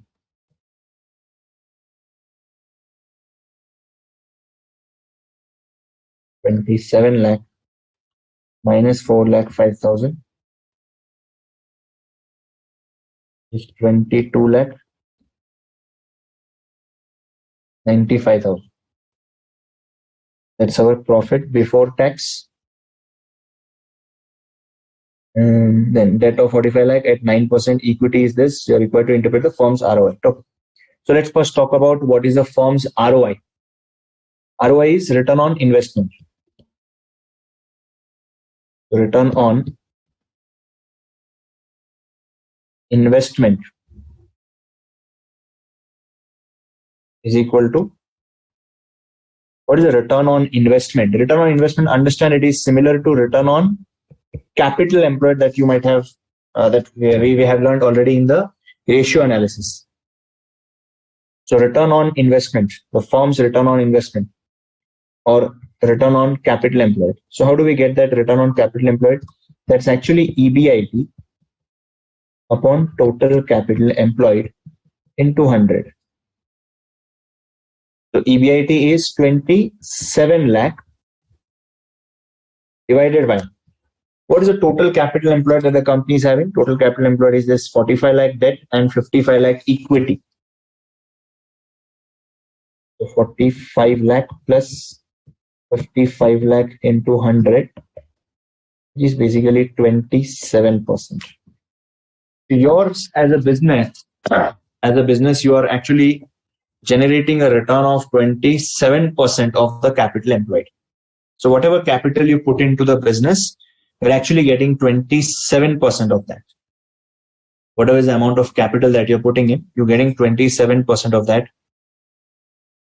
So the second question immediately follows, does it have a favorable financial leverage? Can any one of you answer me? What could be the answer for this? Does it have a favorable financial leverage? Is the company placed in a good position by taking the financial leverage?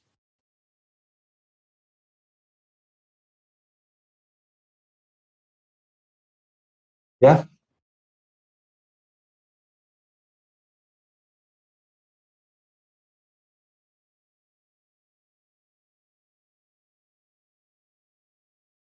Can you tell me, guys? Is the company placed in a better position or placed in a favorable position by taking a loan?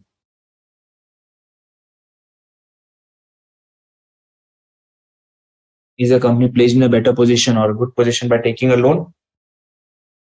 27% is the return on capital employed. So is it good thing? Is it good to have a loan? Then the ROC is 27%.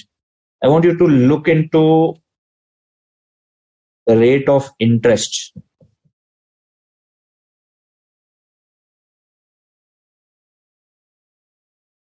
Rate of interest of 9%. As a business, we are able to generate 27% return. We are paying an interest at 9%. So what can you say? Do we have a favorable financial leverage? Is taking loan in the given scenario favorable to us?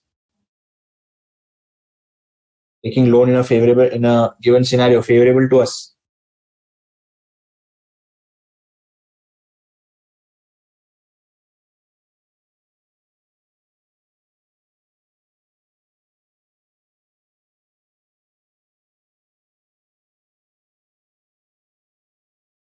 Yeah.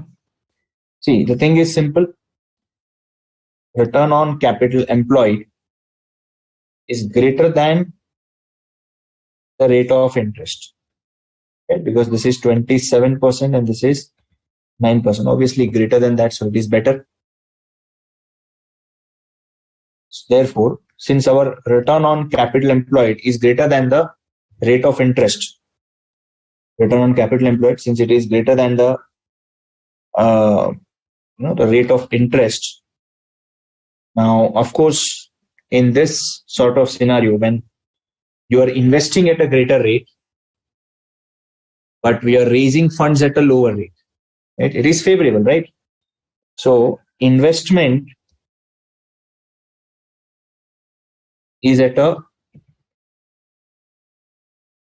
higher rate and cost of capital is lower. Therefore, can I say leveraging is good? Therefore, leveraging is good, or you can say this is favorable. Leveraging is favorable.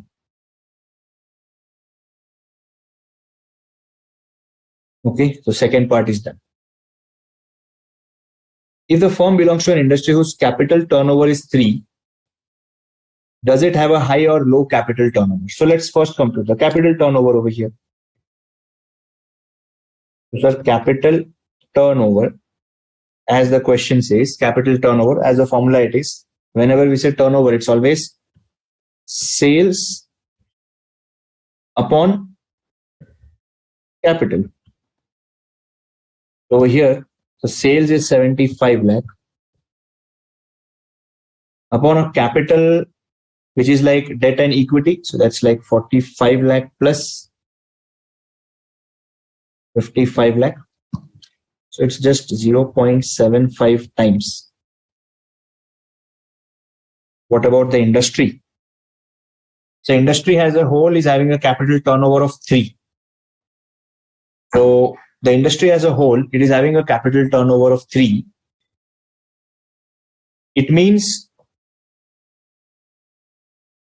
industry capital turnover is 3 times, which simply means sales is 3 times of capital. And in our case, here we say that sales is 0.75 times of capital. So are we having a higher capital turnover or lower capital turnover? Definitely, sir, it is a lower capital turnover. Definitely, this is a lower capital turnover. So we can say low capital turnover.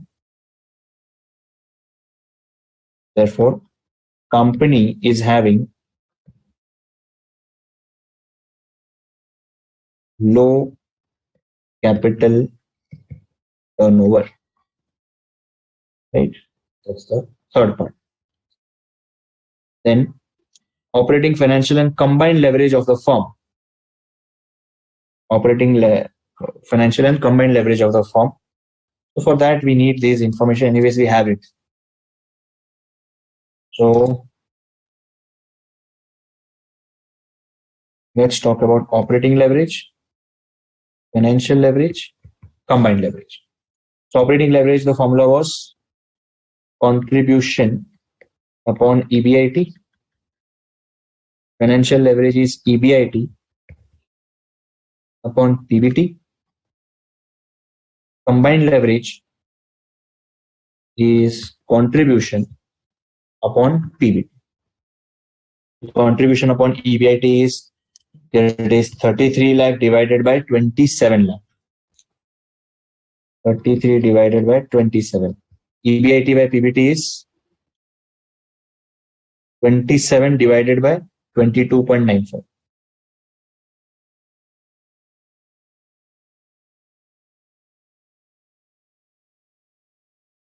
27 lakh divided by 22 lakh 95,000. Combined leverage is definitely just the multiplication of both, or you can also apply the formula of contribution upon PBT. Contribution upon PBT. So the contribution is 33 lakh divided by 22 lakh 95,000.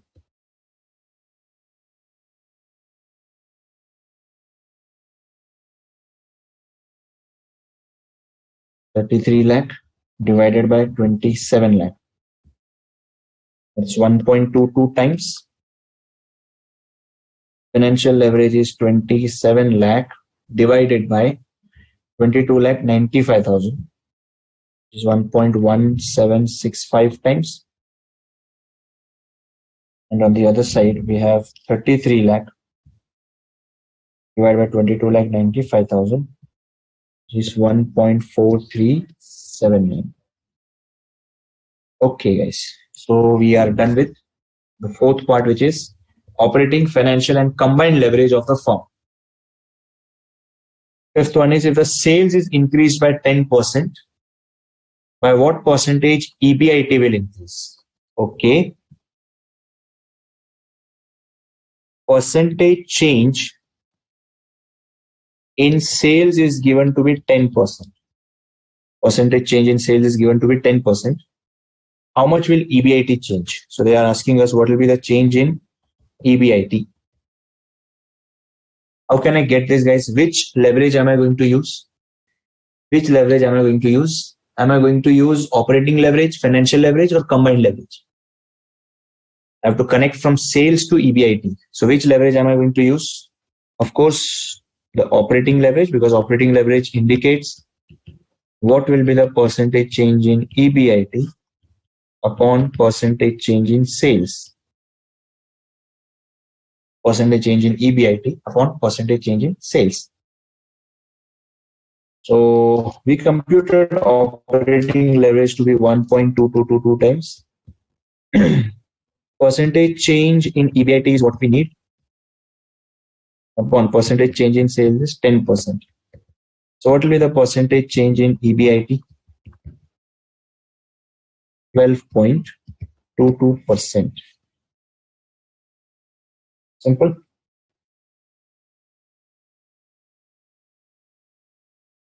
Right. So if sales is increased by 10%, by what percentage EBIT will increase? Fourth one. The sixth one. At what level of sales the EBIT of the firm will equal to 0? Or they want the profit before tax to be 0. Therefore, financial break-even point. This is what we have learned in the previous chapter of capital structure. Financial break-even point. What is the formula for financial break-even point? Because here they say at what sales level. So that will give us actually the EBIT figure. So we'll do one thing. We'll prepare the full income statement again. Take this.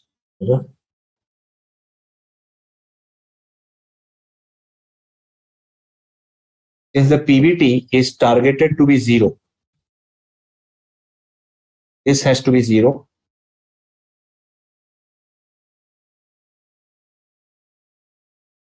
This has to be 0, or rather I'll just do one thing. Yeah, PBT is to be kept 0. So I have to do the reverse calculation up to the sales.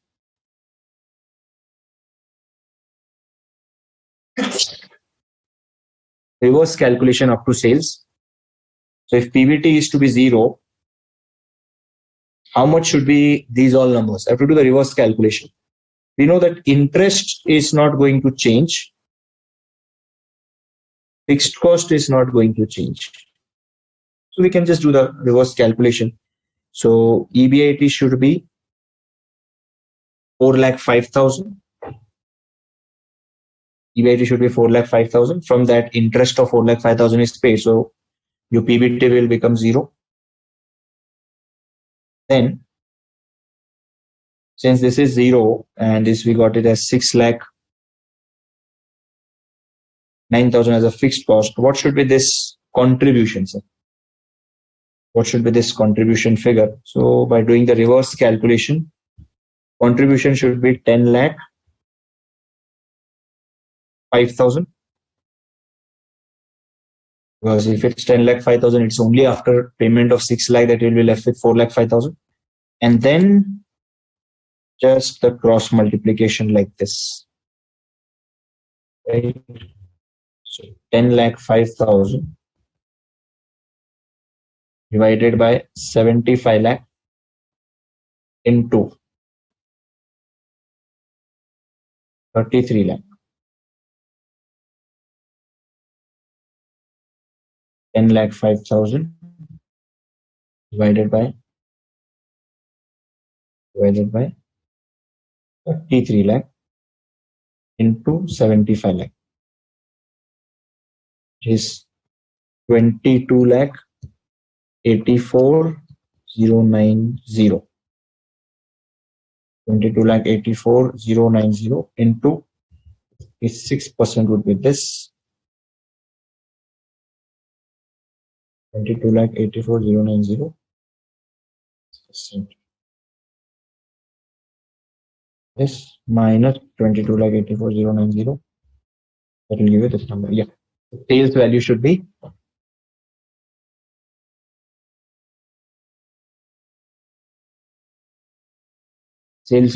this 22,84,090. So at this sales level, you will be attaining the profit before tax figure of 0. Okay. So fourth part is done. Next is, sorry, the sixth part is done. The last part left is if EBIT increases by 20%, what percentage EBT will increase? So they are giving us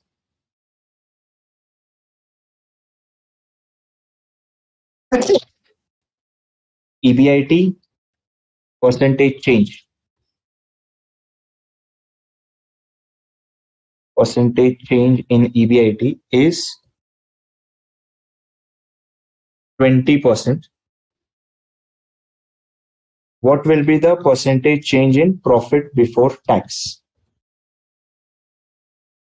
What will be the percentage change in profit before tax? How can we get this number? We can definitely use which leverage, guys? Financial leverage. We already know the financial leverage formula, that it is percentage change in profit before tax upon percentage change in EBIT. So financial leverage is 1.1765. That's what we have computed. 1.1765 is equal to, we want to know what is a percentage change in PBT or a 20% change in EBIT. So percentage change in PBT will be 1.1765 into 20, which is 23.53%.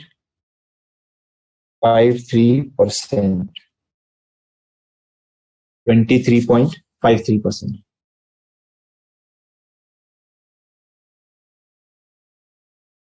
Right? So your EBT is going to increase by 23.53%.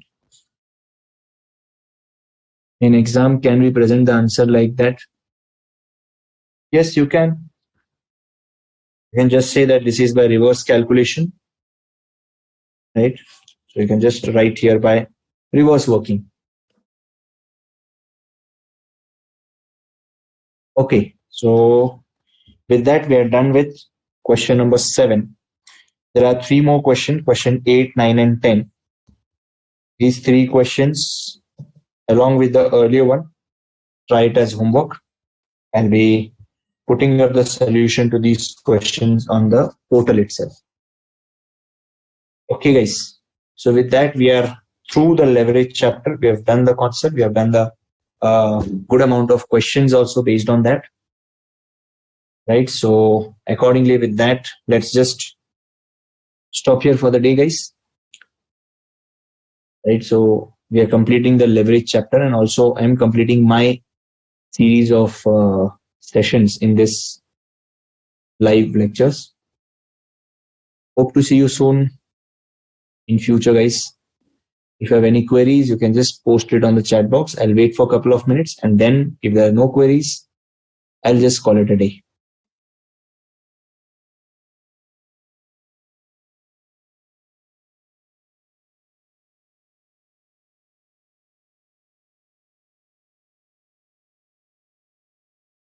Just wait for 2 minutes.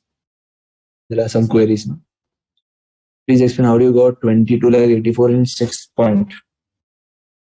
Okay, this one you did it by cross multiplication, because for when you had a contribution of 33 lakh and a sales of 75 lakh, so we just did the cross multiplication.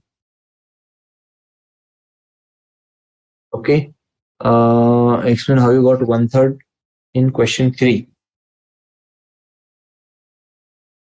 In question number 3. Okay, here it is given variable cost is 66 2 by 3%. So 66 2 by 3%. So that's like two-third value. It means 66 2 by 3 out of 100 is actually 2 by 3, two-third of 1. Out of 100, if you say it is 66 2 by 3, so out of 1 it will be 2 by 3.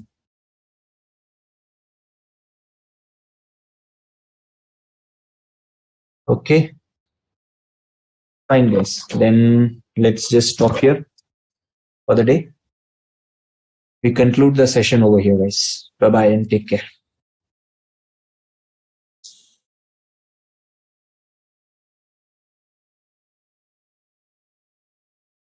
Yes, yes.